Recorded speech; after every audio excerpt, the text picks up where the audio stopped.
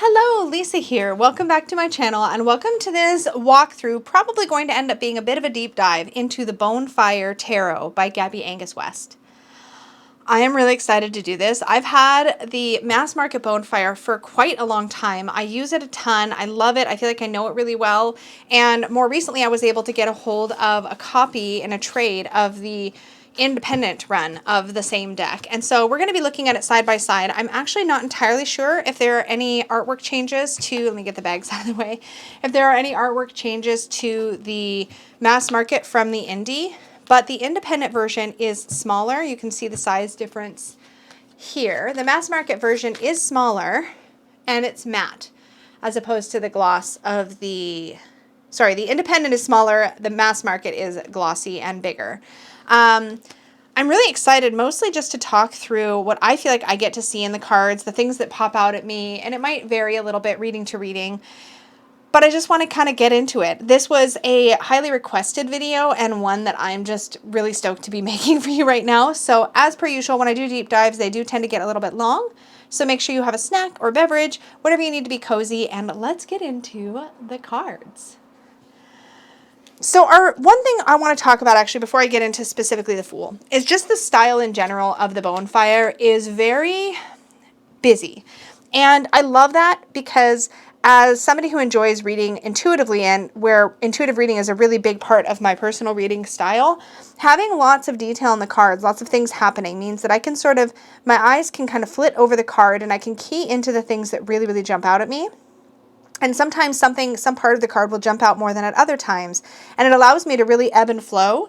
All right, I'm just going to jump in because otherwise I will just babble before I even get into the card descriptions. So first of all, you'll see on a lot of cards these actual BONEFIREs. And I love the concept of the BONEFIRE. It speaks to me of renewal, of letting go of the old, of really stepping into and through transformation, which I love. So these two cards look identical. Again, this one's a little bit bigger, but in both cases we have the dog here that is actually, I'm going to use my wand. So I'm going to point, I guess it doesn't matter to which card, but we have a dog here who's actually tugging on the clothing of our Fool who's stepping forward. We have the mountains in the distance, the sun rising. There's a this is a hill with a path, but it almost looks a little bit like a flaming heart. And so sometimes to me, if this jumps out at me, it's like, oh, it almost looks like a pathway through like a broken heart. To me, it can speak to where we've come from and that we might come from pain, but we can start fresh again. We still have the white rose, which can speak to purity. Again, the dog here can speak to the fears, the things that might hold us back, but kind of forging forward anyway. There's a lot you can unpack here. She's still traveling lightly. She's got the satchel over her shoulder, and she's about to step off the cliff here.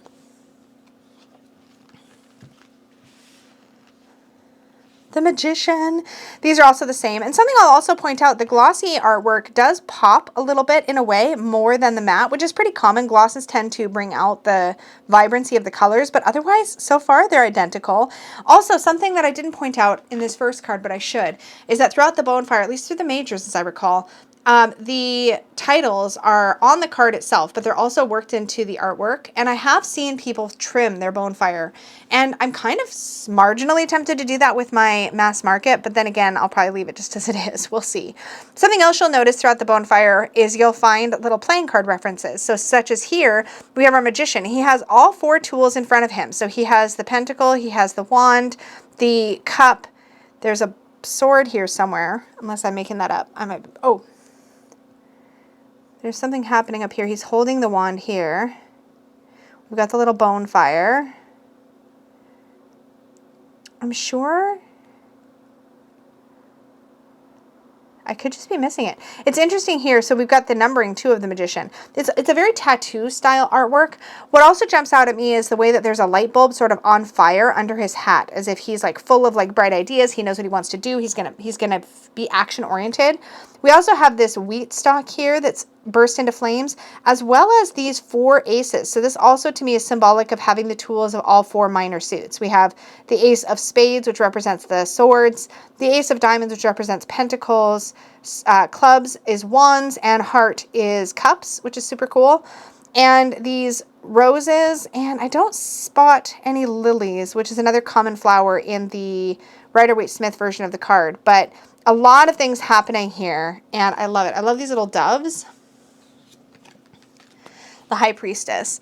She has always given me kind of a bit of a Mother Mary vibe, which I personally really enjoy. I really like just seeing the way that the pillars, the B and the J, the Boaz and Joachim pillars, oh my gosh, I'm stumbling over my words, are kind of curved around her in the past here. I also like how the crescent moon down here is sort of shining its light up at her, and she's got her open book. Again, we see the flames everywhere and this idea of sort of everything being a light with possibility. The triple moon on her head there. The Empress. 1, 2, 3, 4, 5, 6, 7, 8, 9, 10, 11, 12 stars, as it should be on the crown of our Empress, because those represent the stars of the star signs, the sun signs of the zodiac. I love that we also have what looks to be like an actual burst open pomegranate here. We can see the little seeds inside, the wheat stalks that we're used to seeing from the Empress, and this tree that seems to be birthing something. So the tree is sort of pregnant with possibility, or you get this idea more so than the Empress herself. I love that. I love that the earth is kind of sitting in her third eye space. I also think that's really cool. I really, really enjoy this particular Empress. The Emperor, it's kind of funny. He's always looked a little bit worried to me. And I think some of that is I want to say like the stress of the responsibility of having the crown of the Emperor. All this responsibility, also recognizing here with this hourglass that your time is limited, right? You may be the ruler right now, but that doesn't mean you're going to be forever. That's going to come to an end at some point. He's holding his sphere and his staffs of power and influence, and we have the bald eagle here. So a lot of strong symbology. We have the red and the white rose both present on the card. I really enjoy this card, but I like that he looks older. I like that he looks like he's somebody who's perhaps been ruling for a time. The Hierophant. This is so interesting to me because we have this mouth that sits up at the top of the card. I like that he's sort of blocking the sort of entryway to knowledge, something that Hierophant does. He's a bit of a gatekeeper in like a literal sense. The crossed keys are here on the card. We see his title. We also have like this eye here in a triangle, sort of represents to me spiritual knowledge. We have the sign for Taurus, which is appropriate for the Hierophant. We also have the throat chakra here, which actually I don't think has jumped out at me in the past. Is that the throat or is that the third eye? That may be the third eye. Oh, I'm super curious now, actually. The third eye would make sense because there's a bit of that sort of spiritual knowledge, but the throat chakra would also make a great deal of sense. It's blue, which is why it's throwing me off, but it's got a lot of petals, which makes me think third eye. I'm curious now if it's addressed in the guidebook. Okay, hold on. We're going to get the big full-size guidebook and actually just check. So the mass market version of the deck comes with this really beautiful big guidebook, and I'm just curious if in the Hierophant it mentions that lotus flower. Yep, okay, it's throat chakra. I was wondering because there's a bit here about speaking your truth and also about who is the keeper of truth. With this mouth in the background too, there could be some shadowy interpretations here as far as who gets to speak the truth, who gets to know the truth, this kind of thing. Again, there's a gatekeepery energy to the Hierophant, so that really makes sense to me. The Lovers. I love how sort of twisted up with each other they are. I love that we see the wedding rings on the card. Again, I'm seeing no differences between the independent and the mass market other than the size and the gloss and the cardstock, obviously. And I appreciate having this smaller size because I love using the BONEFIRE in bigger spread, so it gives me that option. But we still have all the symbology that we're used to. Instead of an angel at the top, we have this sort of flaming heart, which to me speaks to that higher blessing or higher awareness of what's going on. We also have the apple with a bite out of it, which implies the moment after maybe the traditional Rider-Waite-Smith shows us. We have this sort of masculine, feminine, or alchemy sort of symbol here with the six-pointed star. To me, it's speaking of like the yin and yang in a way of energy. But I like the rings because they speak to the commitment aspect of the card. And I also like that we have this road snaking through the card. So now that we're seeing that the cards are the same, I think I might flip through the independent off camera, but I think I'm going to center the mass market just so that you have the biggest artwork in front of you. I want to make sure if there's any changes, I can highlight them, but I want to just sort of focus in on one. So we're going to do that. And then I'll do a shuffle test at the end so you can see what the card stock differences are going to be like, but I want to just really hone in the camera on one just for simplicity. So actually I'll put nope, I think I'll do it over here. Okay, so next we have the Chariot. Again, both cards are identical. All the same symbols. It's just kind of hard to describe it. It's sort of squished onto the card. Instead of the sphinxes, we have these two adorable but very determined looking bulldogs, which is great. We have the laurel wreath up here and the lingam in the shield over here. Interestingly, I'm also seeing the throat chakra. Okay, so I feel like I've never noticed the chakras before. Like, I feel like, and this is something I always have loved about this deck, is that you can look back through it, and I feel like you learn new things about it every time. So we've seen the throat chakra. Now we see the root chakra up here with the chariot, which is so interesting because you have to be rooted and grounded in what it is you're going after. But I would have never, I have a strong association with the solar plexus with the chariot. I also think it's interesting that we have this moon here, on a really obvious moon on the shoulder of our chariot, because in the traditional Rider-Waite-Smith, the charioteer does have sort of moons on their shoulders, but it's a little harder to see. So I think that's super fascinating, actually, that it's more prominent on this version of the card. Here's our strength, and we have this roaring lion and this girl sort of snaking around. We still have the Ouroboros above her head here. We also have a little horseshoe pointed up, which to me can speak to sort of luck and a four-leaf clover. So we have another luck reference there as well, which is super cool. Again, the mass market and the indie here are the same. I love this hermit. I don't know what it is. I love that he looks very wizened and very old. I love that his eyes are sort of squeezed shut, but we have this open eye over in the corner as if he's seeing in another way. We have this trail of ants along the fire path here, and he's holding this light, this shining star light that has the number 9, and he has the hermit written across his hat. There's cherries here. There's a little owl in the corner, and there's also a little wolf down here. With his tongue lollygagging out, which is so funny. I don't know what type of flower this is. We could probably look it up, but I feel like it's really interesting to me. He just feels like a teacher. He feels like somebody who's bringing wisdom and introspection. Our Wheel of Fortune. I like that we have a ship's wheel with the actual ship visible inside the wheel. I think it's interesting that we also have some runes going around the outside edges here. Which is so fascinating. Again, that's a detail I don't think I've noticed before, but I feel like we've got Kenaz, we've got Awaz. I think that's Sowilo here. It's a little hard to see. Is that Wunjo there? That's so interesting. I've never noticed that before. We have a serpent kind of snaking through the card. We have the 4 cherubic beasts, right? So we have the eagle. Oh, do we have all 4? So we have the eagle here. We have the bull. We have the lion. Do we have... Is she representing the 4th? Now I'm confused. I feel like the water bearer, or the Aquarius, would be the one that's missing here, because that would be Scorpio, Taurus, Leo. So it's Aquarius that's missing.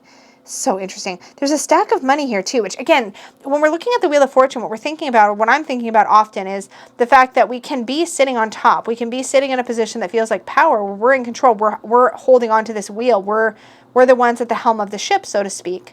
But that's never a forever thing, right? It's not something that's guaranteed. It's something that like is always tenuous to a certain degree, and the wheel is always moving. Justice. Again, so far no changes from the mass market. Here we also have money showing up on the card. We also have this ring over here, can speak to commitment, and here we have the heart chakra. So now we've had root, we've had root, throat, and now the heart chakra, which makes sense for justice, right? Because justice is this idea of balancing and rebalancing, of bringing consequence where it is due, but from a neutral place. I think the justice here with the china plates is really interesting, because it also, to me, indicates that justice is delicate. It's not something that's easily achieved in a harmonious, I guess balanced way is what I'm getting at. You can see down here too these closed eyes. At least that's what I see there. I'd be curious if you see something different. Here we have our Hanged Man. Interesting that we still have the apples showing up again from the tree. We have this flaming trident over to the side. Interesting, there's this splash in the center, right underneath, and I can't quite tell what's fallen into the water.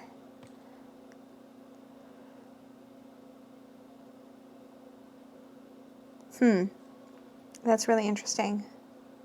I like that our Hanged Man looks really peaceful. But again, we're looking at perspective shift there. We're looking at waiting, patience, that sort of thing. Here we have death.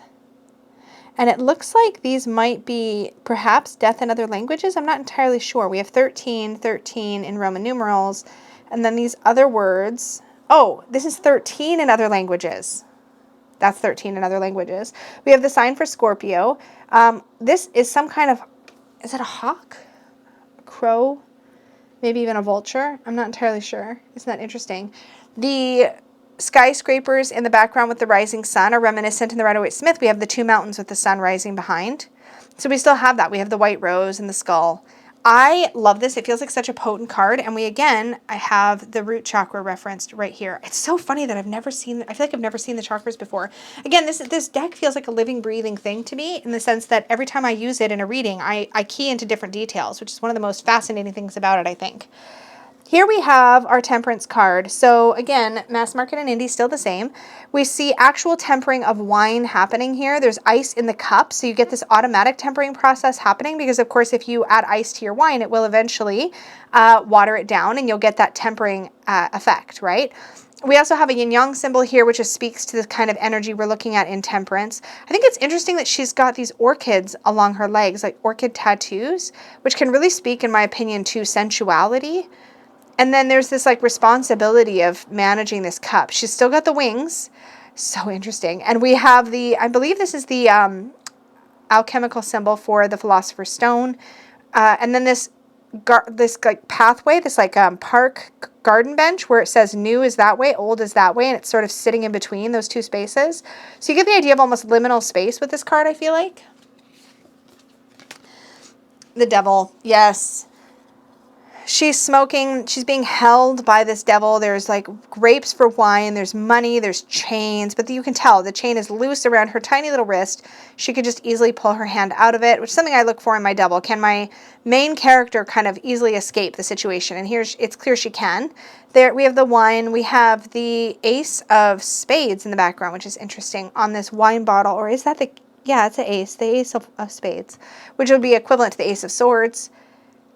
So interesting.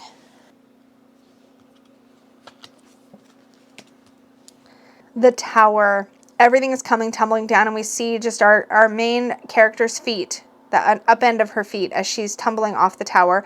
The lightning bolt has struck. We have this broken heart again, but this reminds me a little bit of the heart from the Fool, where there was a path going through it. So you feel like there's some synchronicity there, perhaps, between the moment of the tower and what happens in the Fool when we're starting fresh, maybe. Super interesting. You get the idea that the time has run out or is just barely almost out of the hourglass. Interesting. I'm super curious about the cards that we see. So we have the two of spades, that's like the two of swords, the four of hearts, which is like the four of cups, and the three of spades, which is like the three of swords. Interesting. You could definitely tie those into the meaning of the tower. So that's super interesting. Like what led you here, right? Getting hung up on decisions, maybe being a little complacent in your emotional world, being unopen to new opportunities to grow. And the three of swords, of course, learning a lesson the hard way. I feel like you could definitely pull those in if you wanted to. I also think it's interesting that the four-leaf clover has lost one of its petals, so it's now a three-leaf clover, so luck has run out, that sort of thing. And then this bell is ringing, and bells to me are often energy shakeups, right? Like when we're clearing the energy, which is part of what happens in the tower, even though it's unpleasant. In our star card, is this meant to be just like a Y? I never really have spent much time thinking about that. Okay, this is super interesting. I looked it up in the guidebook because I don't think I've ever really keyed into the Y on this card. So the star card, we have the horseshoe here, so we have an idea of we're finding our luck. We have another four-leaf clover, so our luck is back on our side as we move into the star card. The star is sitting right in the third eye space for our main character here, which is interesting. So we get the idea that we're finding our path, we're finding our road again. But the Y, I was looking it up, and I thought this is so brilliant. The flaming Y, according to Gabi, represents a crossroad that we reach when we're in the star. Like, which way are we going to go? So we have to make decisions about which way we're going to travel. There's a navigational aspect to the star, but also our why, like the reason we're doing something, our WHY, right? The why of what we're doing. I think that's so interesting. Okay, so I'm going to say interesting a lot. I'm so sorry. That's probably going to get repetitive. Here we have our moon. One of the key things I'm always looking for in any moon card is seeing the domesticated and wild elements here. So we have a wolf here, and we have a dog here. So we get that domestic, we have a collar on the dog. We have a domestic and wild element because that's a big piece of the moon card for me personally. The lobster represents what's crawling out of our subconscious, and here the lobster's crawling out of this pool of water. Interesting up here that we have sort of a pencil and a paintbrush crossed, which is really fascinating. Kind of speaks to maybe where we can draw creative inspiration from the illusions from our dreamscape, from our fears, which is, again, fascinating to me. These are some, I think, bluebells here. And we have a little boat down at the bottom. This idea of navigating the waters of our subconscious is coming through for me when I look at this card.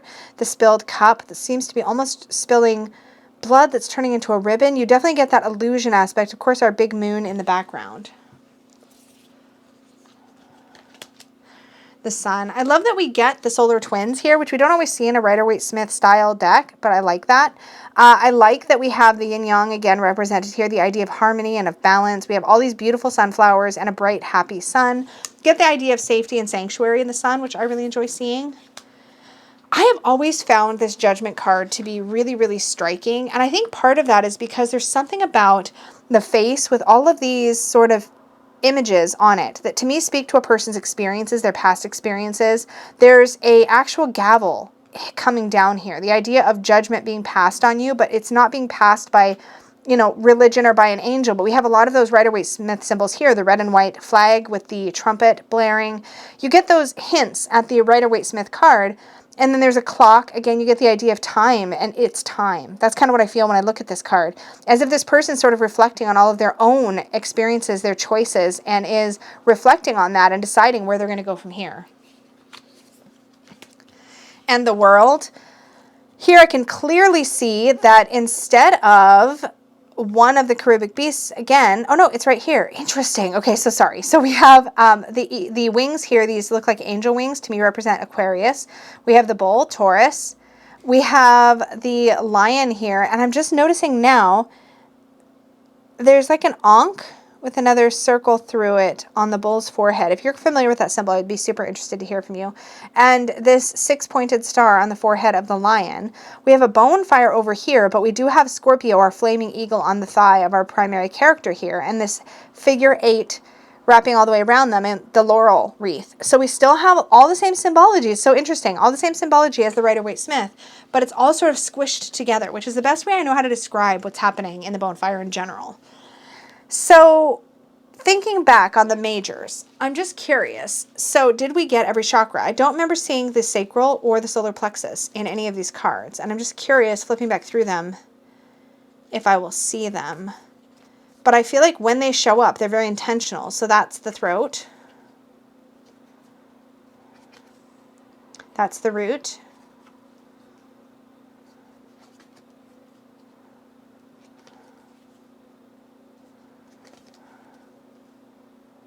That's the heart.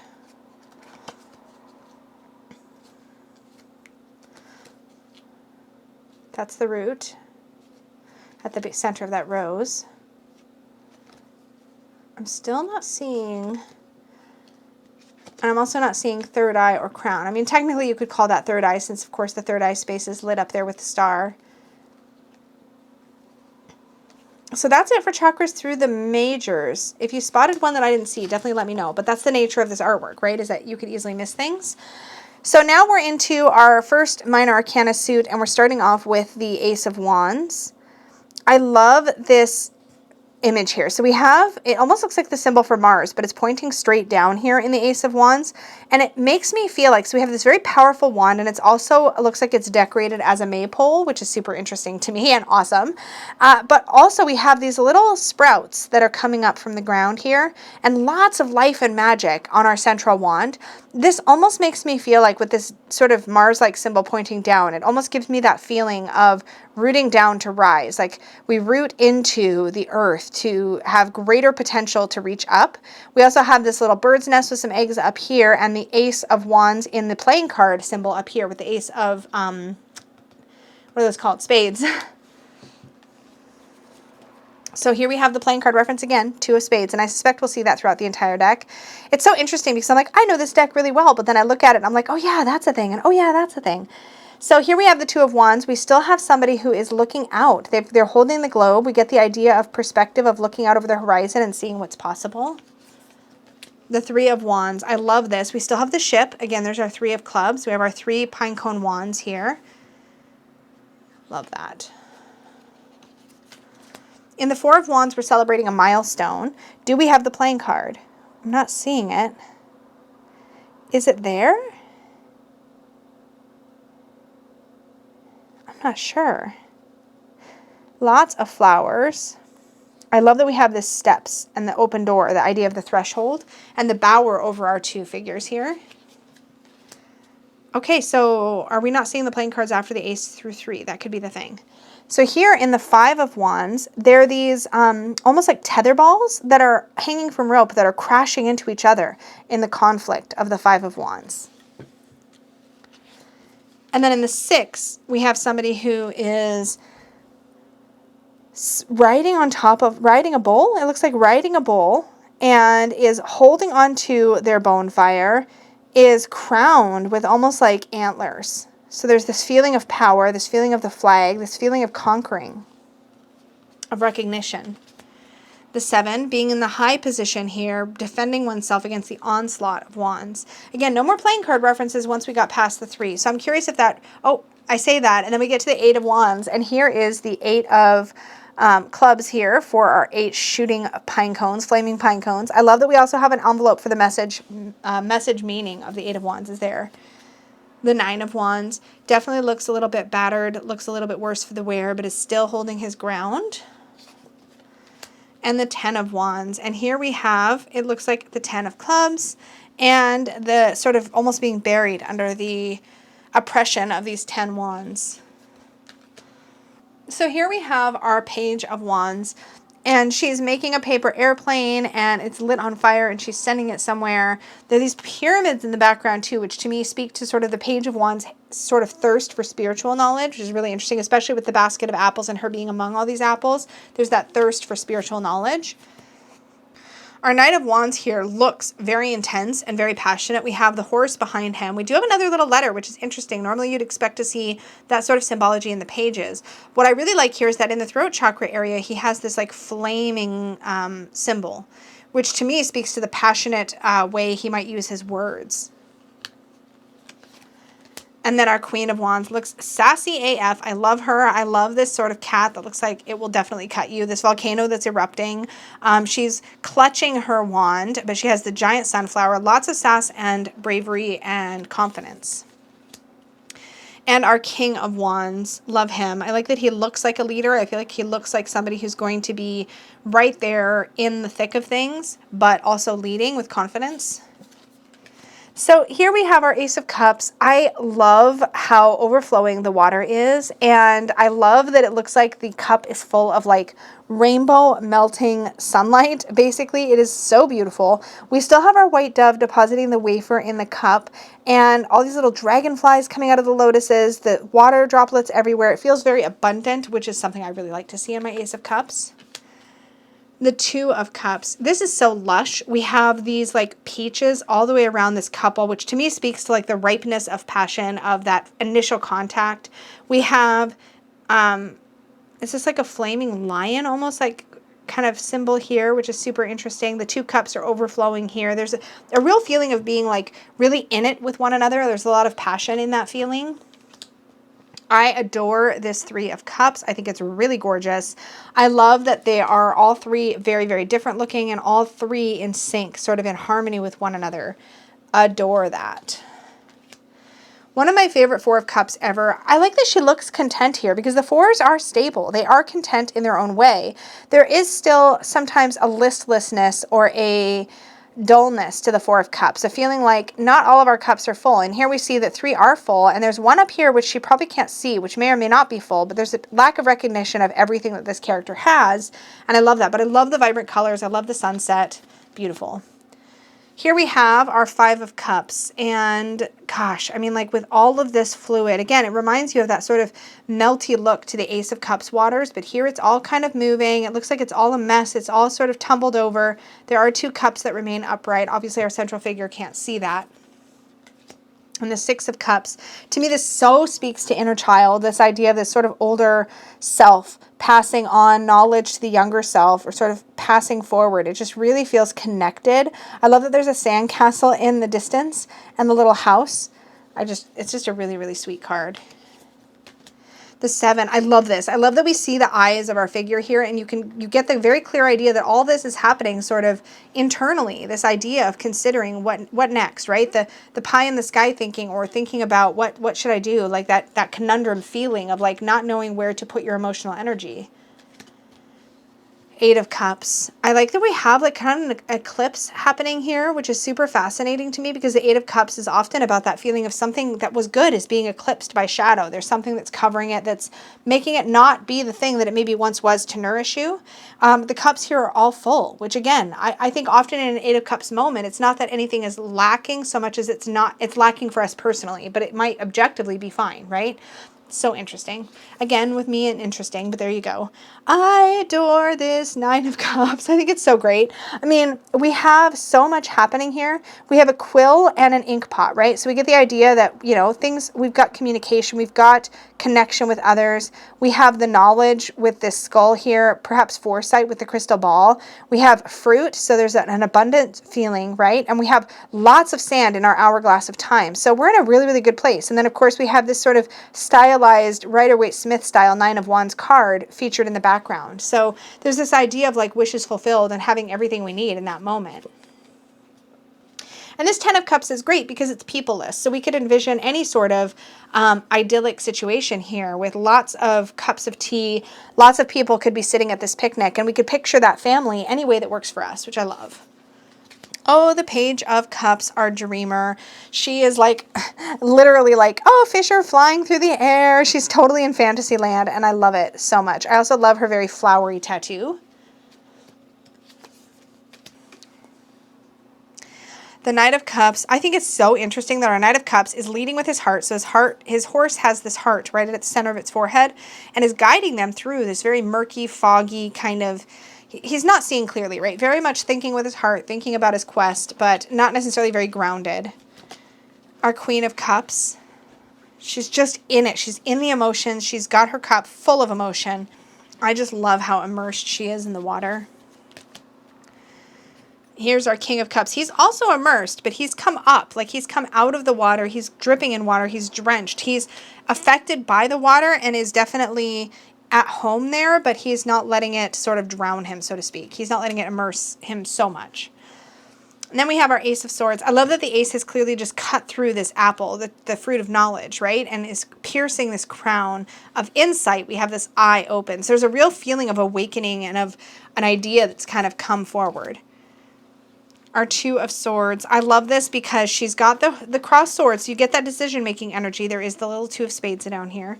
And the sand that's running through as she feels like she's got like to make a decision, it's the heart is kind of stopping up the flow of sand, as if it's like, okay, wait, take your time and get into your heart space, and then you'll be able to make the right decision. The Three of Swords. We get the hearts stabbing, or the stabbing of the swords into the hearts, but here the heart is actually a sail, and anchor has been lifted. There's this ladder. It's almost like we can't decide if we're clinging to the past or we're not. There's sort of a hesitance to move forward or to let go of any sort of difficulties that have arisen that I'm seeing in this particular image. We have the emotion in the eyes there, but mostly what I'm feeling is that we're not letting our ship sail forward. We're letting pain or thinking about pain that we've had to sort of keep us from moving forward, to keep us anchored to the past. Four of Swords. This is always great to me, this respite feeling of one shoe on, one shoe off, and she's just like tumbled into the bath. She's got her headphones on. She just needs to escape for a little while, and you really get that escapist sort of feeling here. Ah, yes, the conflict here of the Five of Swords, where we have somebody here who's knocking the lights out of somebody else, and we have this forlorn figure in the background, perhaps the person who's being fought over, which is, you know, there's all kinds of things we can think about that, but also just this idea of sort of letting conflict rule the day, like letting that be the dominant energy. The Six of Swords. This feels so peaceful to me, particularly after the last card. All these little swords have wings, and they're kind of rising above whatever situation's been going on. And I like that our central figure is sort of rowing herself to that next safe space. The Seven of Swords is in this classic sort of black and white. It's almost got this like 1950s Elvis prisoner vibe. I don't know if I'm making any sense, but that's kind of what I'm feeling from this. And you definitely get the idea, to me anyways, of thinking about assumptions and where we need to check them at the door. Like, we may not know this person's story. Maybe we shouldn't assume that what we see is the wholeness of the truth. This Eight of Swords feels very constricted, very closed in, which is, that happens a lot through this deck, but I like it. Again, I like the effect. But here we have this half closed eye above that's almost like it's just starting to open and realize, wait a minute, I can get out of this. This isn't so bad. I can find my way out of here.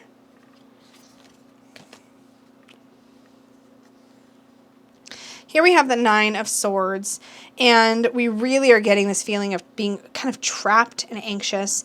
There's the chess pieces that are tumbling all around, which is so interesting to me. It's almost as though this character in the card feels like they've lost already, like they're cornered, that they've been defeated. There's this feeling of like almost hopelessness that I feel comes through, and just trying to see the truth through all of the despair and the fear. And then, of course, our Ten of Swords always looks so final in almost any deck, and this one is no exception. Here we have our Page. I love the kites here. I love the idea that she's rising above whatever's going on. She's sort of letting her mind drift. At least that's kind of what I think when I look at the kites floating. Our Knight of Swords is definitely in a hurry. I like that he has the actual spade symbol on his armor, and full on in action there. Queen of Swords. These butterflies all around are awesome. I really like the art style of this deck. I wish I could define it better. I love this King of Swords. I love that he has a little one in his arms. We don't often see the King of Swords being treated in this more nurturing energy. But of course, he's not only a strategist, but he is a leader. He is competent and thoughtful, and that can show up as well. I feel like it shows the King of Swords in one of his lightest ways. I have always loved this Ace of Coins for one particular detail that draws my eye almost every time, and it's this keyhole. Because the Ace of Coins comes in to sort of unlock possibility and potential for us in a material way often, or in a tangible way in our lives, and I just feel like that really shows up there. Our Two of Coins totally get the juggling energy, these boats that are sort of trying to go down this busy river and stay afloat, basically. The Three and all of this, like sort of this structure here. There's something about this shape. I've seen it in other decks as well. This idea that if this stone is not placed well, the rest of it comes crumbling down. I think it's that stone has a name. I want to say it's like a keystone or a capstone or something. But it makes me think of how all of these stones have to work together in order to have a stable structure, because they're all reliant on each other. And that kind of comes through a lot of time in the collaborative energy of the Three of Coins. This Four of Coins is everything to me. He's high up in his tree. He's safe, sure, but he's up there with his locked up heart and his keys and his ring, and he's not able to commit to anything anywhere because he's too locked away, focused on his own needs. The Five of Coins, the door is so clearly open and inviting there in the background, and she's like, no, it's so cold. I'm all by myself, but she's not. The Six of Coins and the idea of giving back really comes through strong in this image. To me, it feels like almost like plants, like these wheat stalks have come to harvest and they're reseeding themselves into the earth. That's kind of what I think about with this card, which is so interesting because we have this like bull-like shape in the back, and that almost never really strongly jumps out at me, other than the idea that we're abundant, and because we're abundant, we're able to reseed the earth. And perhaps the bull's there to represent the fertilizing of that reseeding. Here we have the Seven of Coins and this idea of waiting for the apples to ripen and so that she can harvest them. Love this Eight of Coins. I like that she's mastering her craft in a creative way. Oftentimes in the Eight of Coins, we see a very sort of almost drudgery-like work, almost like factory-style work. Here we see creative work can still be where we're mastering our skills, right? We're still refining our work. The Nine of Coins being very content in this space where we have all we need and we're able to enjoy our own personal luxury. And the Ten of Coins. This is still in the shape of the Kabbalistic Tree of Life, which I love. We see the Sephirot represented here. I love the stretching dog and the large sort of castle-like structure in the back. So we had in the Nine of Coins a very nice home here in the background, but in the 10, it's even bigger and grander and more long lasting, right? So that kind of speaks to the progression of that suit. Next, we have the Page of Coins. This is the best because one of my favorite analogies, and it's shown up in a couple different decks, but one of my favorite analogies for the Page of Coins is like the Page of Coins is very industrious and very resourceful, right? So you often see them depicted in cards that are more modern, showing them being industrious in that way. Like if you give them lemonade, or sorry, if you give them lemons, they will make lemonade. They'll be the ones with the paper route. They're definitely going to make their life happen. They're very confident that they can carve out their own way. Our Knight of Coins, very strong and stable. I love the imagery of the tortoise in the front and the idea that we can take our time. We don't have to be in a big hurry. Our Queen of Coins here, and you can see the little Queen of Diamonds card tucked into her shirt, which is adorable. She is taking care of people. And again, this is another favorite analogy for me for the Queen of Pentacles or the Queen of Coins. She's definitely the kind of nurturer that will nurture you in practical ways. So here she's making sure people are well fed. The spoons and forks on this plate make a pentacle, which is super clever. And she has a like pie of some kind here. And it looks like her bunny friend has poked its ears up out of the pie. I don't think she's cooked the bunny. I've never gotten that feeling from this card. She's got carrots over here to feed the bunny, but the bunny's gotten into some mischief. And she's got this idea of like, I've got it all taken care of. Everybody will have what they need. And that's kind of her energy. I love the age on our King of Coins. This is fantastic. I love that he's got all of these plants growing around him. These are seeds that he's planted, that he's now in charge of, that he's nurturing. These look like acorns. You have the idea that he's got that sort of oak energy or oak king energy. If you are drawn to that sort of thing, he really has that energy going in spades. But I love the wizened look, but I also love that he looks kind of cheery in the cheeks, right? A little Santa-ish almost in his jovial nature, but you get the feeling that he's worked hard to get to this space, and now he is sort of the master of his personal domain, and he's really earned his place there. So let me do some shuffle tests here and show you the difference. I mean, this is the one that you can get now. This deck has served me well and I'm keeping it. It's not like getting the independent version has made this one obsolete. The cardstock feels pretty stiff, but it does hand over hand nicely. It is glossy. And in a spread, here I'll just show you kind of what it looks like. In a spread, there's just a lot. Maybe I should shuffle them better than that. Let's just give them some more shuffling so that I can show you the mix.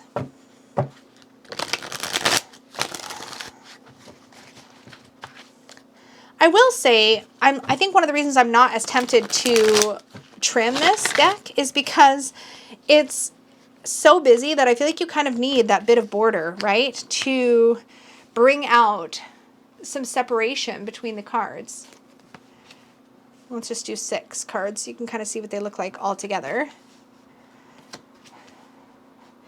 I feel like I've never had any trouble just sort of figuring out what's going on. I will say I haven't tended to use this. Actually, I shouldn't say that. I definitely have used this in very large spreads. In fact, sometimes I'll pull the Bonefire Tarot out. I do a relationship checkup reading, which is either 8 or 10 cards or 12 cards. It's 12 cards. I was just picturing it in my mind. The indie, though, you guys, it's so much easier to shuffle. It's softer. The mass market version of the Bonefire is a very thick, stiff cardstock, and I actually don't know. The one I've had for a while. I don't know if any of changes have been made to the cardstock, but the version that I have is of the mass market is glossy. This one, though, is just, it's matte. It still slides really nicely. It's not sticky. And I have a feeling this one will be my go-to for client readings, simply because I feel like it's easier to get the cards out on the table. And you can see, I feel like didn't we have the 2 of Cups in the last batch? So here I can very easily do 8 without even trying to rearrange things or zoom my camera out or anything like that. Super beautiful, this deck. This to me is very much a classic deck in my collection. In fact, I'm pretty sure I mentioned it in my classics. It's wonderful. It is a go-to for me for relationship readings. And I think part of that is because it has that sort of fiery, intense sort of energy. I won't always reach for this for every single type of relationship reading, but it certainly calls to me when I'm doing readings about relationships that are in earlier stages or ones where I feel like there's some intensity going on. Oftentimes the Bonefire just really, really fits the bill. But that, my friends, is a little talk through of the Bonefire Tarot, both mass market and independent. This was a lot of fun to go through. I would love to hear your thoughts. If you have this deck, please share some of your experiences down below. Do you enjoy reading with it? What kind of readings? Or do you just use it for whatever? I would love to hear. Maybe that will help other people who stumble on this video to hear other ways they can work with this beautiful deck. Tons of gratitude out to Gabi Angus West for creating this gorgeous deck. And thank you all so much for watching with me, for coming on this little tour through the cards with me. It's so much fun to do that. Thank you, thank you, thank you. As always, an extra big thank you out to my unicorn fam members who support what I do here on the channel. And to all of you, thank you so much for putting your eyeballs here on this space. Please be sure and do all of the YouTube-y things. I appreciate that so, so much. May your magic always shine from the inside out. Bye, everybody.